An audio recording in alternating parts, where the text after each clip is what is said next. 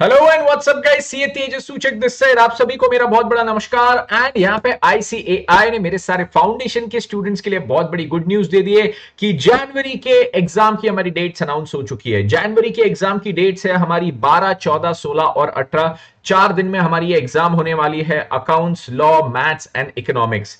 तो 12 जनवरी से हमारी एग्जाम है। तो अब मुद्दा आता है कि ये जो एग्जाम है जनवरी 2025 में, उसमें 300 प्लस अब स्कोर कैसे किया जाए।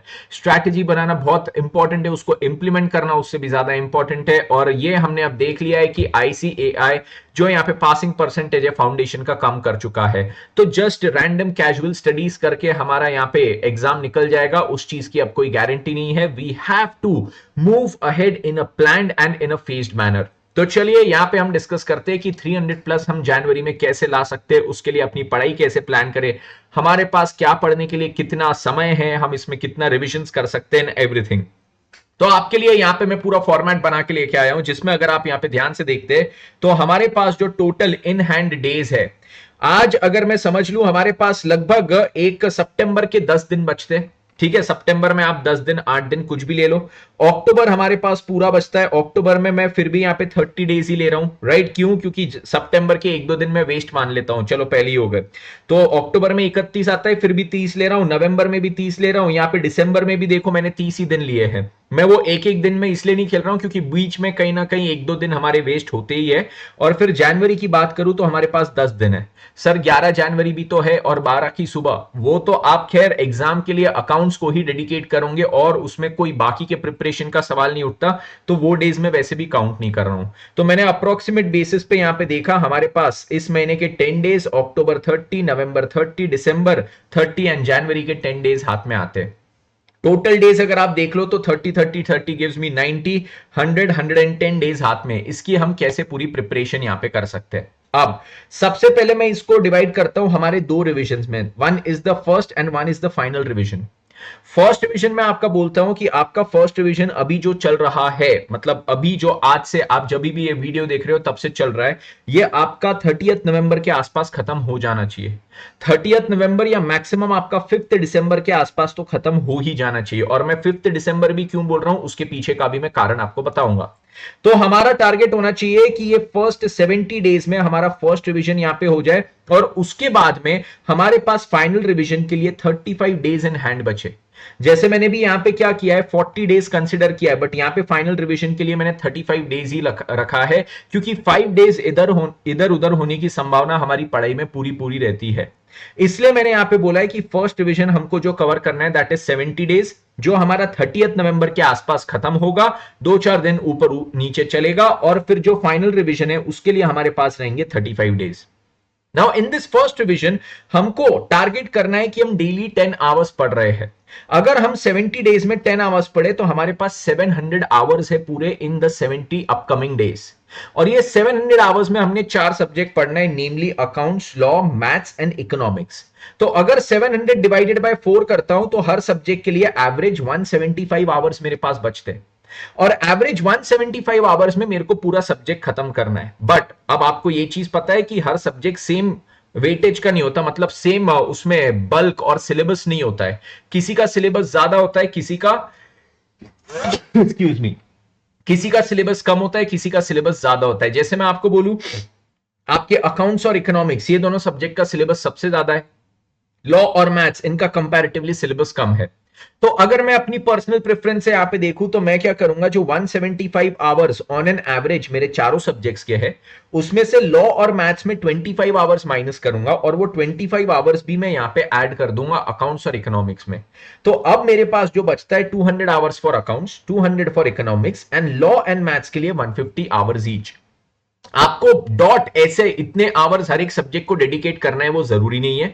आपको अगर लगता है कि भैया मेरे लिए इकोनॉमिक्स आसान है और मैथ्स कठिन है तो मैं इसको 150 आवर्स में करूं और इसको 200 आवर्स में करूं, तो आप ये भी कर सकते हो। आपको ऐसा लगता है कि यार मेरे को चारों 175 आवर्स में करना है तो वैसे भी कर सकते हो। दैट डिपेंड्स, वो कस्टमाइजेशन आपके खुद पे डिपेंड करता है, आपको कौन सा सब्जेक्ट कितना अच्छे से आता है, कौन से सब्जेक्ट में कितना ज्यादा आपका कमांड है। आपको लगता है लॉ में मेरे को राइटिंग प्रैक्टिस बहुत जरूरी है, मेरे को इसमें पूरा 175 लगेगा तो मैं इसमें पूरा 175 लूंगा, आप वैसे कर सकते हो। So the customization depends on you. अब देखो, सबसे पहले तो हमने ये क्यों किया, we first need to know कि हमारे पास हर एक सब्जेक्ट पढ़ने के लिए कितना टाइम इन हैंड है। तो ये हमारे पास कितना टाइम इन हैंड हो गया, ये 700 आवर्स डिवाइडेड बाय 4, तो अप्रोक्सीमेट 200 150 150 आवर्स है। अब ये आवर्स को मैं कैसे यूटिलाइज करूं, ये आवर्स को यूटिलाइज करने के लिए मैं क्या करूंगा, एक पूरा चार्ट खुद के पास मेंटेन करूंगा ऑन अ डेली बेसिस, जिसमें मैं अपने चारों सब्जेक्ट लिखूंगा। चारों सब्जेक्ट लिखने के बाद मैं उसमें लिखूंगा टोटल आवर्स कितने हैं। तो ये चारों सब्जेक्ट के मेरे टोटल आवर्स हो गए, यस सर, चारों सब्जेक्ट के टोटल आवर्स हो गए। ये जो टोटल आवर्स है मेरे पास चारों सब्जेक्ट के, इसमें से अब मैं डेली में चारों सब्जेक्ट कितना पढ़ता हूं। से फॉर एग्जांपल मैंने अकाउंट सबसे पहले पढ़ा कितना, 4 आवर्स। अकाउंट्स डे 1 पे 4 आवर्स पढ़ा, तो ये 200 में से 4 आवर्स माइनस कर दूंगा। मैंने उस दिन पे लॉ पढ़ा 2 आवर्स, तो इसमें से 2 आवर्स माइनस कर दूंगा। मैथ्स पढ़ा 4 आवर्स, तो ये माइनस कर दूंगा। इकोनॉमिक्स समझो कुछ भी नहीं पढ़ा, तो मैं उसको कुछ लिखूंगा ही नहीं। तो मैं डेली बेसिस पे यहां पे काउंट करते जाऊंगा कि मेरे कितने आवर्स यूटिलाइज हुए मेरे टोटल आवर्स में से। And what we have to make sure कि हमारे रोज के मिनिमम 10 आवर्स तो होनी ही चाहिए। ऐसा नहीं होना चाहिए यहां पे भी 2 आवर्स, यहां पे भी 2, यहां पे भी 2, बात खत्म। हमारा अगर ये 10 आवर्स दिन का नहीं हुआ, तो हमारे पूरे 700 आवर्स का टारगेट हम अचीव नहीं कर पाएंगे। मतलब फिर हमारे ये जो आवर्स है 200 200 150 150 वो अचीव नहीं होंगे। तो मिनिमम 10 आवर्स तो होना ही चाहिए। उसके ऊपर अगर जाता है तो बहुत बढ़िया बात है, आप उसके ऊपर जितना भी ले जाते हो, आप 700 आवर्स को फिर एक्सीड करने की बात कर रहे हो। So that is well and good, उसमें कोई कंजूसी नहीं, उसमें कोई दुख की बात नहीं, वो तो बहुत अच्छी बात है अगर आप पैसा करते हो। तो आपने ना डेली बेसिस का ये एक चार्ट मेंटेन करना है, और डेली फिर आपने बैलेंस आवर्स निकालने की। अब डे 1 के बाद मेरे पास ये 196 आवर्स इसके लिए बचे, 148 यहां पे बचे, और 146 यहां पे बचे, और इकोनॉमिक्स के पूरे 200 घंटे बचे। And so on every single day you have to keep clocking your hours. इससे क्या होगा, आपकी जो भी प्रिपरेशन है हवा में नहीं होगी, हवाबाजी नहीं होगी। प्रिपरेशन कैसी चल रही, बढ़िया चल रही। प्रिपरेशन कितनी हुई, अच्छी हो रही है, हो जाएगा, सिलेबस हो जाएगा। आपको यहां पे डेली हिसाब रहेगा, क्या आज मैंने 10 घंटे पढ़ा, आज मैंने 10 घंटे पढ़ा, ठीक है, उसमें से कौन सा सब्जेक्ट कितने घंटे पढ़ा, अब कौन से सब्जेक्ट के कितने आवर्स बाकी है। तो अब ये 196 आवर्स का मेरा और अकाउंट्स बचा है, उसमें सिलेबस होना चाहिए। लॉ का इतना बचा है, इसमें सिलेबस होना चाहिए। इसका इतना बचा है, इसमें सिलेबस होना चाहिए। तो मेरे पास हर चीज का रिवर्स कैलकुलेशन जब रहता है ना, तो मेरे पास एक टारगेट सेट रहता है कि मुझे कितने दिनों में, कितने आवर्स में कितनी पढ़ाई करनी है। अगर हम ये चीज नहीं करते, एक सिस्टम मेंटेन नहीं करते, तो सारी चीजें हवा में चलती रहती है। हाँ, चल रही है, चल रही है, चल रही है, लास्ट में ऐसा हो जाता है एग्जाम आ गई, हमारी तो पढ़ाई पूरी एक भी बार नहीं हुई, तो हमारे पे वो प्रेशर ऐड होता है, which we do not want, right. तो सिस्टमैटिक तरीके से हम सारी चीजें यहां पे करते जाएंगे, तो हमारी पढ़ाई भी बहुत अच्छी तरीके से होती जाएगी। अब इसमें देखो, जब आप ये फर्स्ट रिवीजन कर रहे हो, जो आपका 30 नवंबर के आसपास खत्म हो जाना चाहिए, कुछ पॉइंट्स है जो आपने याद रखने हैं। आपने यहां पे क्या करना है, आप ये फर्स्ट रिवीजन के साथ साथ ही आपके लास्ट 4 अटेम्प्ट्स के आरटीपी एमटीपी पीवाईक्यूज भी करोगे। आपने स्टडी मटेरियल तो पूरी की पूरी फुल कवर करना ही है, तो स्टडी मटेरियल हम क्या करेंगे, फुल कवर करेंगे। बट उसके साथ साथ हमने सेल्फ स्टडी में आरटीपी एमटीपी पीवाईक्यू ये क्वेश्चन भी करते जाना है। आरटीपी आप देखोगे ना, आरटीपी में आपको सारे क्वेश्चंस चैप्टर बाय चैप्टर रहते हैं। एमटीपी और पीवाईक्यू में ऑब्वियसली चैप्टर बाय चैप्टर आपको क्वेश्चंस नहीं रहेंगे, वो आपको चैप्टर बाय चैप्टर बाइफरकेट करना पड़ेगा कि कौन से क्वेश्चन कौन से चैप्टर का है, और आप जो चैप्टर पढ़ रहे हो उसका क्वेश्चन साथ में प्रैक्टिस हो जाना चाहिए। कितने अटेम्प्ट्स का, 4 अटेम्प्ट का हो जाना चाहिए। ये अगर आप करते हो तो आपकी एग्जाम लेवल की भी प्रैक्टिस साथ साथ में हो जाती है, आपका कॉन्फिडेंस बहुत ज्यादा बढ़ेगा, आपकी एग्जाम लेवल की प्रैक्टिस होगी। अब सर, जब हम सेल्फ स्टडी करते हैं घर पे बैठे बैठे, तो सर क्या चीज है, सेल्फ स्टडी करते करते हमको क्या करना है, यहां पे हम जितने भी क्वेश्चंस पढ़ रहे हैं, हमने स्टडी मटेरियल के क्वेश्चंस पढ़े, आरटीपी एमटीपी पीवाईक्यू के पढ़े, ये क्वेश्चंस को हमने 3 हिस्सों में डिवाइड करते जाना है, that is A B C. A मतलब मोस्ट इंपॉर्टेंट, बी मतलब एवरेज, सी मतलब इजी।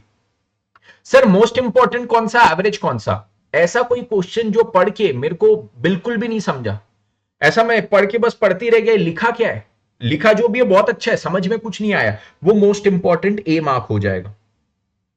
ऐसा जो क्वेश्चन जो पढ़ के मुझे आधा समझा आधा नहीं समझा, बी मार्क हो जाएगा। जो पढ़ के पूरा समझ गया वो सी मार्क हो जाएगा। ये मार्किंग इसलिए जरूरी है क्योंकि जब आप ये मार्किंग करोगे तो आपके दिमाग में ये पूरी चीज सेट हो जाएगी, आपके पास पूरा एक लिस्ट बन जाएगा कि आप जब सेकेंड रिवीजन यहां पे करते हो ना, ये 35 डेज में जो सेकेंड रिवीजन करोगे, इस सेकेंड रिवीजन के दौरान आपने कौन से क्वेश्चंस पे ज्यादा फोकस करना है। तो आप क्या करोगे, इसकी भी ना पूरी एक लिस्ट मेंटेन करोगे, एक जैसा आपने ऊपर एक चार्ट बनाया ना वैसे इसका भी चार्ट बनाना, ये इसकी लिस्ट मेंटेन करोगे। जैसे से फॉर एग्जांपल आपका चैप्टर नेम अकाउंट्स में हो गया डेप्रीसिएशन, डेप्रीसिएशन में आप क्या करोगे, डेप्रीसिएशन में यहां पे लिखोगे, डेप्रीसिएशन में लिस्ट बनाओगे, लिस्ट इसकी रहेगी ए कैटेगरी, बी कैटेगरी, सी। ए के आके आप लिखोगे क्वेश्चन 1, 5, 7, 9, 11, ये जितने भी आपको ए कैटेगरी के लगे सब लिखने का। फिर आरटीपी मई 23 का क्वेश्चन ये भी यहां पे लिख देना, मई 23, जून 23, जो भी होगा। तो वैसी पूरी लिस्ट मेंटेन करोगे ना तो सेकेंड रिवीजन के दौरान this will be very helpful for you. और इसकी कोई कस्टमाइज लिस्ट नहीं है कि सर आप बना के दे दो, क्योंकि मैं जो लिस्ट बनाऊंगा वो मेरे अनुसार कठिन है। अब उसमें किसी बच्चे को कोई क्वेश्चन बहुत आसानी से आ जाता है और मैं कुछ बी या सी कैटेगरी में डाल दूं, वो हो सकता है उसमें आपको दिक्कत हो। तो आपको ये लिस्ट कस्टमाइज तरीके से आपके खुद के बेसिस पे बनानी है, आपको क्या कठिन लगता है, राइट तो ये चीज आपकी यहां पे हो जानी चाहिए। Divide all questions into 3 parts, आप सारे क्वेश्चन को क्या करोगे 3 पार्ट्स में डिवाइड करोगे। Done sir, A B C, और इसकी पूरी लिस्ट बना के मेंटेन करते जाओगे, राइट।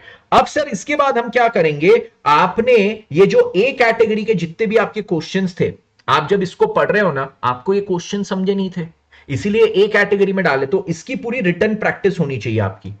इसकी क्या होनी चाहिए, पूरी की पूरी रिटर्न प्रैक्टिस इसलिए होनी चाहिए क्योंकि ये आपको नहीं समझे थे, लिखोगे तब जाके दिमाग में रजिस्टर होगा। बट आप लोग रिटर्न प्रैक्टिस ये सी वाले क्वेश्चंस की मत करना, ये वेस्टेज ऑफ टाइम है। जो आता है उसको वापस लिख के क्या करेंगे, टाइम वेस्ट ही करेंगे ना। तो जो आता है पूरा उसको लिखने की जरूरत नहीं।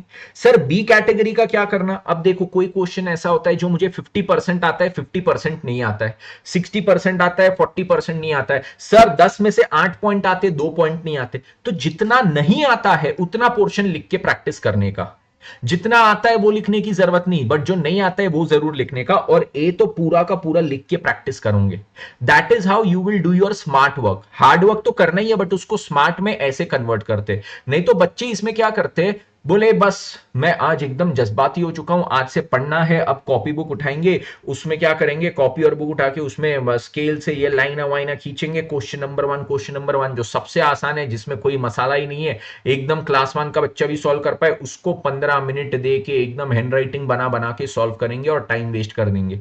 2 से 3 क्वेश्चन किए, देखा अरे मेरा तो 1.5 घंटा उड़ गया है, 1.5 घंटा उड़ गया, चैप्टर कितना हुआ, अभी तो जस्ट इंट्रोडक्शन पोर्शन पे हूं। तो वो सारी हरकतें नहीं करना है। जो क्वेश्चन आते हैं उसको रीड करके आगे बढ़ो, जो आधे आते हैं उसमें से जो पोर्शन नहीं आता है वो सॉल्व करो, जो नहीं आता है उसको पूरे सॉल्व करो। That is how you do your smart work while working hard. ठीक है, तो ये चीज आपको क्लियर हो गई। अब जब आप यहां पे ए कैटेगरी के क्वेश्चंस भी सॉल्व करते हो ना, तो इसमें क्या करने का, कुछ कुछ क्वेश्चंस को आपने एग्जाम टाइम के बेसिस पे सॉल्व करने का। अब समझो मेरा पास एक ए कैटेगरी का क्वेश्चन था, पार्टनरशिप अकाउंट्स, ये चैप्टर का पार्टनरशिप अकाउंट्स चैप्टर का ए कैटेगरी का क्वेश्चन मेरे को नहीं समझा, इसमें एडमिशन ऑफ पार्टनर का था। पहले उसको पूरा समझ लो, पहले उसको पूरा दिमाग में रजिस्टर कर लो, फिर जब उसको एक फाइनल बार सॉल्व करोगे ना तो उसको एग्जाम के अनुसार सॉल्व करना। मतलब एग्जाम में हमारे पास क्या होता है, 100 मार्क्स सॉल्व करने के लिए 180 मिनट्स होते हैं। हाँ सर, अकाउंट्स और लॉ में होते हैं 180 मिनट्स। तो हमारे पास 1 मार्क के लिए कितने मिनट्स है, 1.8 मिनट्स। तो समझो ये पार्टनरशिप का क्वेश्चन अगर आपके 10 मार्क्स का था तो 10 मार्क्स के क्वेश्चन के लिए कितने मिनट्स होंगे, 18 मिनट्स। ये आप बिल्कुल क्रॉस कैलकुलेशन करके निकाल सकते हो, इसमें कोई बड़ी बात नहीं है। तो इसको एग्जाम टाइम के अनुसार सॉल्व करना, तो क्या होता है हमारी साथ ही साथ प्रैक्टिस होती है एग्जाम स्पीड से सॉल्व करने की। Again this is very important, जो हम नहीं करते। हम एक क्वेश्चन लेके बैठे सॉल्व करने, 30 मिनट, 40 मिनट, 45 मिनट, 50 मिनट कर ही रहे, राइट। तो पहले वो ए कैटेगरी के क्वेश्चन को पूरा समझ लो, उसमें क्या क्या पॉइंट बोला गया है, क्यों क्यों बोला गया है, सब उसका समझ लो। और ये समझने के बाद उसको यहां पे प्रॉपरली पूरा सॉल्व करो, एग्जाम की स्पीड से सॉल्व करो, तो आपका एग्जाम लेवल का सॉल्विंग होगा। अब एक बार आप नवंबर एंड के में आ जाते हो तो फिर क्या करने का, आपने ना यहाँ पे टेस्ट सीरीज चालू करने का है। आप जब टेस्ट सीरीज चालू करते हो तो आपको टेस्ट सीरीज एटलीस्ट 2 देना है एग्जाम के पहले। That is like an optimum level of preparation. ये अगर करते हो तो प्रिपरेशन बहुत सही हो जाती है।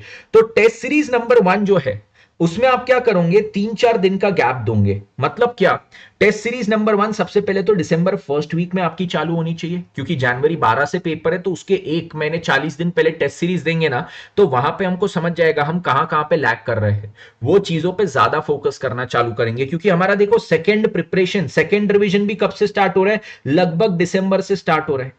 फाइनल रिवीजन अगर दिसंबर से स्टार्ट हो रहा है, तो तभी स्टार्टिंग में एक टेस्ट सीरीज दे दिया तो मुझे ये पता लग जाएगा मैं कहां कहां पे लैग कर रहा हूं, उस पे मैं ज्यादा फोकस करते रहूंगा। राइट, तो फर्स्ट वीक ऑफ दिसंबर से आपकी टेस्ट सीरीज यहां पे देना आपने स्टार्ट कर देना है। राइट, अब जब मैं टेस्ट सीरीज देता हूं पहली, तो मैंने क्या करना है, paper 1 accounts, paper 2 law, paper 3 maths, paper 4 eco, हर पेपर के बीच में 3-4 दिन का गैप लेके 3-4 दिन में वो सब्जेक्ट पूरा तैयार करके खत्म करके उसको अपियर करना है। तैयारी कितनी भी हो, बहुत अच्छी हो बहुत बुरी हो, बट वो 3-4 दिन के गैप में देना है। ऐसा नहीं पेपर 1 1 तारीख को दिया, पेपर 2 12 तारीख को दे रहे, फिर 23 तारीख को दे रहे, फिर 30 तारीख को, ना ना ना। हमको वो उसको, अब देखो क्या करना है हमारा सर, एग्जाम में ना, एक एग्जाम से दूसरी एग्जाम के बीच केवल 1.5 दिन है पढ़ने को, तो हमको ये भी आदत डालनी है कि सिलेबस को हम कम से कम टाइम में पूरा का पूरा कवर कर पाए। तो यहां पे अब ये चीज की भी आदत डालना है कि मेरा जो सिलेबस है, पहले तो 3 से 4 दिन में मैं कवर कर पा रहा हूं या नहीं, तो 3-4 डेज में उसको टेस्ट सीरीज 1 के दौरान कवर करके 3-4 दिन की गैप में टेस्ट सीरीज देना है। टेस्ट सीरीज 2 जब मैं देता हूं, तो इसमें मैंने क्या करना है, 2-2 दिन की गैप में अब पेपर को मैंने देना है, अकाउंट्स फिर 2 दिन की गैप, फिर लॉ फिर 2 दिन की गैप, फिर मैथ्स फिर 2 दिन की गैप, फिर इको। इससे क्या होगा, एग्जाम के टाइम पे अब मैं पूरी तरह तैयार हो जाऊंगा कि केवल 1.5 दिन में अपना सिलेबस कैसे निपटाऊं। सो दैट इज हाउ, देखो हम स्ट्रैटेजिकली हमारे कोर्स को पूरा समअप करते हुए आ रहे हैं। राइट, तो यहां पे आप 3 से 4 दिन की गैप में दोगे, फिर यहां पे आप 2 दिन की गैप में दोगे, इससे आपकी प्रिपरेशन बहुत अच्छी होगी। ये टेस्ट सीरीज 2 हम लोग कब देंगे, दिसंबर के लास्ट वीक में देंगे।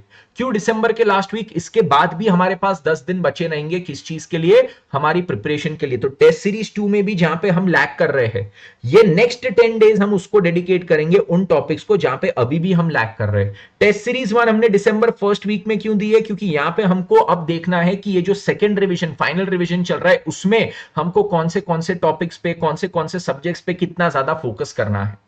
वो फोकस करके मेरा दिसंबर एंड आया, टेस्ट सीरीज 2 दो, उसमें फिर 2-2 दिन की गैप में दो, और वहां पे फिर समझेंगे अभी भी कौन से टॉपिक्स मेरे पीछे रह चुके हैं, कौन से में मैं स्ट्रांग हो चुका हूं। तो नेक्स्ट जो जनवरी के 10 डेज है, वो जनवरी के 10 डेज में मैं ये टॉपिक्स पे पूरा फोकस करते हुए चलूंगा। ये चीज सभी को क्लियर, जनवरी के टॉपिक्स में, जनवरी के 10 दिन में मैं इन टॉपिक्स पे पूरा फोकस करते हुए चलूंगा, इनको पूरा स्ट्रांग बनाते हुए चलूंगा।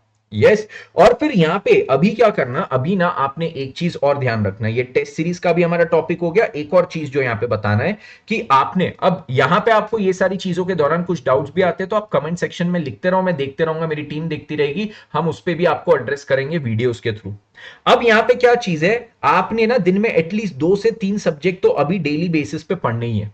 अभी ये गलती मत करना कि आप दिन में केवल एक सब्जेक्ट कोई भी पढ़ रहे हो, उससे आपकी पढ़ाई बहुत ज्यादा मोनोटोनस हो जाएगी। समझो नेक्स्ट 10 डेज के लिए सर ने बोला 200 घंटे में मेरे को ये सब्जेक्ट अकाउंट्स खत्म करना है, तो मैं 200 घंटे अभी अगले 10 दिन तक क्या कर रहा हूं, अगले 20 दिन तक खाली अकाउंट्स ही पढ़ रहा हूं, दिन के 10 घंटे, तो नेक्स्ट 20 डेज ओनली अकाउंट्स। ये गलती मत करना, this will make your life very monotonous. Accounts तो सब्जेक्ट फिर भी इंटरेस्टिंग है। मैं लॉ की बात करूं, लॉ अगर तुम यहां पे से फॉर एग्जांपल 150 आवर्स पढ़ना है एंड 10 आवर्स ए डे, और 15 दिन केवल 10-10 घंटे लॉ पढ़ोगे ना, और दिमाग पूरा झन्ना जाएगा तुम्हारा। तो ये गलती मत करना, दिन के 2-3 सब्जेक्ट्स तो पढ़ना, 4 पढ़ते हो तो इट इज ऑप्टिमम, 2-3 सब्जेक्ट्स तो मिनिमम चलने ही चाहिए आपके। लास्ट एक चीज आपको बताना चाहूंगा जो बहुत ज्यादा इंपॉर्टेंट है, और वो हमारा क्या आता है, वो हमारा यहां पे आता है कि बच्चों आपने किस चीज का ध्यान रखना है। अगर आपको प्रोडक्टिविटी अपनी बढ़ानी है और एक्सपोनेंशियली बढ़ानी है, कि सर मैं एक ऐसा बच्चा हूं जो 6-7 घंटे के ऊपर नहीं पढ़ता हूं, मैं 10 घंटे तक कैसे जाऊं, सर मेरे को ना पढ़ते पढ़ते बहुत आलस आती है, बहुत नींद आती है, बहुत कंटाला आता है, मैं वो कैसे गायब करूं। तो आपको अपनी अगर प्रोडक्टिविटी एक्सपोनेंशियली बढ़ानी है, कुछ चीजें बोल रहा हूं उसको ध्यान रखना। दिन में एटलीस्ट 45 मिनट्स टू 1 आवर क्या कीजिए, 45 मिनट्स टू 1 आवर वर्कआउट कीजिए। इससे आपका माइंड और बॉडी इतना बढ़िया फ्रेश होगा, रिलैक्स होगा, बॉडी में गुड हार्मोन्स रिलीज होंगे, जिससे आपका जो मोनोटोनी होता है वो खत्म हो जाता है। बॉडी जो एक आलस आलस आलस स्ट्रेस में दबते रहता है, वो डिप्रेस होते रहता है, वो पूरा खत्म हो जाता है, और इसका इफेक्ट आपको विद इन 5-7 डेज दिखने लगता है। आप और ज्यादा एक्टिव हो जाते हो, आप और ज्यादा हैप्पी हो जाते हो, आप ज्यादा एंथुजियास्टिक हो जाते हो, ज्यादा मोटिवेटेड हो जाते हो। So all of this is the effect of workout. आप इसमें मेडिटेशन कीजिए, आप इसमें फिजिकल वर्कआउट कीजिए, this will make your body and mind very happy. Internally it will make a lot of changes. मैं एक्सटर्नल चेंजेस की बात नहीं कर रहा हूं, but internally it will be a very big booster for you. तो workout daily कीजिए, इसका टाइम फिक्स कर दीजिए, सुबह के टाइम में या शाम के टाइम में। मैं सजेस्ट करता हूं सुबह के टाइम में वर्कआउट करने का, जबकि मैं पर्सनली इवनिंग के टाइम पे करता हूं, क्योंकि मेरी सुबह 7:30 बजे से क्लासेस होती है। तो वर्कआउट आपने करना चाहिए, बट डेली करना चाहिए। आपके सोने उठने का टाइमिंग फिक्स कर दीजिए। ये अगर आप वेरी करते रहे ना, तो ये आपके बॉडी को, शरीर को और दिमाग को पूरा थका देता है। एक दिन आप सपोज शाम को 10 बजे, रात को 10 बजे सोए, अगले दिन 12 बजे, अगले दिन 2 बजे, आप फिर उसके कारण उठते भी लेट हो, तो अब ना रोज के रोज आपका माइंड कंफ्यूज होता है कि भैया मैंने पढ़ना कब है, मैंने मेहनत कब करना है। कल जिस टाइम पे मेहनत कर रहा था उसके अगले दिन उस टाइम पे सो रहा हूं, अगले दिन जिस टाइम पे मेहनत कर रहा था उसके अगले दिन उस टाइम पे सो रहा हूं, और फर्स्ट डे जिस टाइम पे ब्रेक लिया था थर्ड डे उस टाइम पे पढ़ने बैठ रहा हूं। तो मेरे को भाई मेहनत कब करना है, and the body cycle goes for a toss. हमारी एक बॉडी साइकिल होती है, बॉडी को एक प्रकार से काम करने की आदत होती है, एक साइकिल के अनुसार बॉडी को चलने की आदत होती है। आप हमारे ओल्ड एज वाले लोगों को देखो, दादा दादी को, वो लोग की लाइफ कितनी डिसिप्लिन्ड है। Even at the age of 70, 80, 85, 90 वो सुबह 5:30, 6 बजे उठ जाते हैं। उनको कोई अलार्म की जरूरत नहीं पड़ती, बराबर उठ जाते हैं, खाना टाइम से खाते हैं, सोते टाइम से। राइट, तो उनकी लाइफ बहुत ज्यादा डिसिप्लिन में चलती है, और डिसिप्लिन में चलने से क्या है, उनका लाइफ का लॉन्जिविटी देखो, 90-90 साल के हो गए फिर भी जी रहे हैं। और हमारे जनरेशन के लोग देखो 35-40 के हो जाते हैं, मेरे को ये हो गया, मेरे को वो हो गया, मैं अधमरा हो गया। All of this is because उनकी लाइफ में डिसिप्लिन है। तो आपको ये नेक्स्ट 100 डेज के लिए रखना बहुत ज्यादा जरूरी है। सोने का उठने का टाइम फिक्स कर दो। मैं ये नहीं बोलता कि आप रात में पढ़ो या सुबह पढ़ो, प्रेफरेबली सुबह पढ़ो, बट अगर आपको रात में भी जमता है तो रात में पढ़ो, कोई दिक्कत नहीं, but the time should be fixed आपकी पढ़ाई का। ऐसा नहीं होना चाहिए एक दिन रात में 1 बजे तक पढ़ रहे, अगले दिन रात में 4 बजे तक पढ़ रहे, फिर 3 बजे तक। ये क्या पूरा आपका डिसिप्लिन तोड़ देगा, आपकी बॉडी पूरी कंफ्यूज हो जाएगी, प्रोडक्टिविटी खत्म हो जाएगी। तो आपको अगर लंबा चलना है, मेहनत लंबे समय तक करना है, तो ये सारी चीजें आपकी फिक्स होनी चाहिए। साथ ही साथ आपके खाने पीने के टाइमिंग फिक्स होने चाहिए। मैं दोपहर को 1 बजे लंच करूंगा तो करूंगा, 12:30 से 1 के बीच में हो जाएगा। मैं शाम को 8 से 8:30 के बीच में खाना खाऊंगा तो खाऊंगा। ये दो मील्स के बीच में बस एक हाई टी होगी तो बस उतना ही होगा, उसके बीच में फिर जाके मैं बिस्किट खाने या कुछ नाश्ता खाने वगैरह नहीं बैठ जाऊंगा। वो सारी चीजें अपनी फिक्स होनी चाहिए। डाइट आपका प्रॉपर होना चाहिए, बहुत सारा जंक फूड नहीं खाइए, क्योंकि जंक फूड से बेसिकली क्या होता है, बॉडी को बहुत हैवी पड़ता है वो डाइजेस्ट करने में, और जब वो डाइजेशन में बहुत हैवी होता है ना, तो हमको नींद आती है। क्योंकि ब्लड देखो बॉडी में लिमिटेड है, वो ब्लड या तो डाइजेशन के लिए जाएगा, अगर डाइजेशन के लिए नहीं है तो दिमाग में रहेगा, अगर दिमाग में है तो एक्टिव रहेंगे, दिमाग में नहीं है और डाइजेशन में ब्लड है तो फिर क्या हो जाएगा, हम लोग लेजी फील करेंगे। तो आपका डाइट भी सिंपल रखो, हल्का रखो, डिसिप्लिन्ड मील्स खाओ, सही टाइम पे मील्स खाओ, फिक्स टाइम पे मील्स खाओ, फिक्स टाइम पे सो, फिक्स टाइम पे उठो, और दिन का 1 घंटा यार जितना वर्कआउट करो। इतना टाइम सबके पास होता है वर्कआउट करने का, और इससे आप ये 10 दिन करके देखो, नहीं आपकी प्रोडक्टिविटी एक्सपोनेंशियली बढ़ गई तो मुझे बताना। ये सारी चीजें फॉलो करो अपनी तैयारी में। मैं उम्मीद करता हूं आपने ये सारे पॉइंट्स नोट डाउन किए होंगे, नहीं किए होंगे तो आप क्या करो, वीडियो को पॉज कर करके ये स्क्रीनशॉट्स लेते जाओ, मैं जितना भी यहां पे दिखा रहा हूं उसका। ठीक है, अब यहां पे देखो क्या चीज है, ये पहले यहां तक आपने देख लिया, उसके बाद क्या है, फिर ये चार्ट से यहां तक का स्क्रीनशॉट ले लो पॉज करके, उसके बाद यहां से नीचे तक का स्क्रीनशॉट ले लो। ठीक है, अब ये जो मैंने पूरा प्रोसीजर फर्स्ट 70 डेज में फॉलो किया था ना, ये चार्ट का जो प्रोसीजर फर्स्ट 70 डेज में था, वही मैंने लास्ट 35 डेज में भी फॉलो करना है। इसमें केवल क्या करना है, 10 आवर्स की जगह मैंने इसको 12 आवर्स के लिए रोज पढ़ना है। I have to study for 12 hours a day. तो यहाँ पे अब लास्ट 35 डेज में थोड़ी मेहनत ज्यादा करेंगे ना, यस, बॉडी को ज्यादा पुश करेंगे, माइंड को ज्यादा पुश करेंगे। 420 घंटे मेरे पास होते हैं, जो 105 आवर्स पर सब्जेक्ट होता है। 105 आवर्स पर सब्जेक्ट में चारों सब्जेक्ट हमने खत्म करना है फॉर द सेकेंड टाइम। और यहां पे भी ये 105 आवर्स पर सब्जेक्ट के लिए हम यही चार्ट पैटर्न पूरा फॉलो करेंगे। जो मैंने यहां पे बनाया है वो सेम आपका ये 105 आवर्स को भी एप्लीकेबल हो जाएगा। इस प्रकार से सिस्टमैटिक पूरी मेहनत करो, आपका लाइफ और आपकी पढ़ाई बहुत बढ़िया तरीके से चलेगी, कहीं भी आपको डिस्टर्बेंस नहीं आएगा, टारगेट आपके बढ़िया अचीव होते रहेंगे, और आपको वो एक sense of achievement daily basis पे रहते रहेगा। ये कीजिए। आपको कुछ भी और जानना हो, कुछ भी और दिक्कतें हो तो कमेंट्स में मुझे बताइए। आपके कमेंट्स को एड्रेस करने के लिए मेरी टीम भी हाजिर रहेगी, मैं भी रहूंगा, और हम लोग यहाँ पे आपको और जितने कमेंट्स में दिक्कतें है वो आगे के वीडियोस के थ्रू क्लियर करने की कोशिश करेंगे। So all the best everybody. जनवरी 25 में फुल मचा के आइए और सीए इंटरमीडिएट में फटाफट पहुंच जाइए। All the best, take care, bye bye.